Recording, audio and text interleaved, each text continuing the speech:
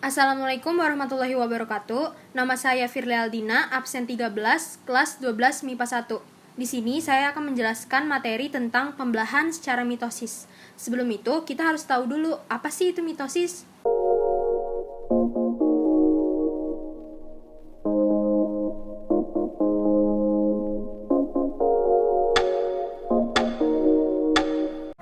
Fase interfase. Pada interfase terjadi persiapan dan penimbunan energi oleh sel untuk melakukan pembelahan dalam waktu yang sangat lama.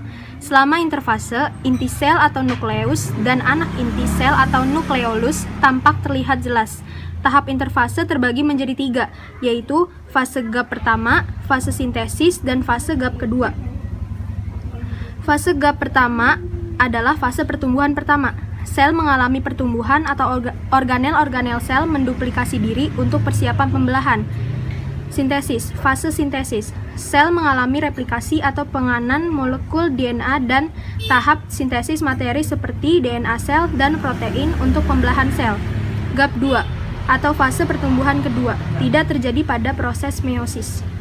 Ini adalah sentrosom, ini adalah sentriol, ini adalah nukleolus, dan ini adalah nukleus. Fase profase. Pada tahap profase terjadi perubahan pada nukleus dan sitoplasma. Di dalam nukleus, benang-benang kromatin menebal dan memendek membentuk kromosom. Tiap lengan kromosom berganda membentuk 2 kromatid atau kromatid kembar yang terikat pada sentromer. Selama profase, nukleolus dan membran nukleus menghilang. Mendekati akhir profase, terbentuklah spindle atau gelendong pembelahan yang terdiri atas mikrotubula dan protein. Dengan berakhirnya profase, kromosom-kromosom yang double dan memanjang itu menempatkan diri di bidang ekuator dari sel. Ini adalah kromosom. Ini adalah sentrosom, mengalami replikasi. Dan ini yang memanjang ini adalah benang spindle. Dan yang pada tahap akhir profase ini adalah nukleus dan membran inti mulai menghilang.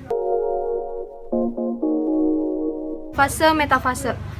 Pada fase metafase, masing-masing kinetokor pada sentromer dihubungkan ke satu sentrosom oleh benang-benang spindle. Kemudian pasangan kromatid bergerak ke bagian tengah inti sel atau bidang ekuator dan membentuk lempeng metafase. Fase anafase. Pada fase ini, pemisahan kromatid dari bagian sentromer yang kemudian membentuk kromosom baru. Masing-masing kromosom ditarik oleh benang-benang spindle menuju kutub yang berlawanan. Jumlah kromosom yang menuju ke kutub yang satu akan sama dengan jumlah kromosom yang menuju ke kutub lainnya.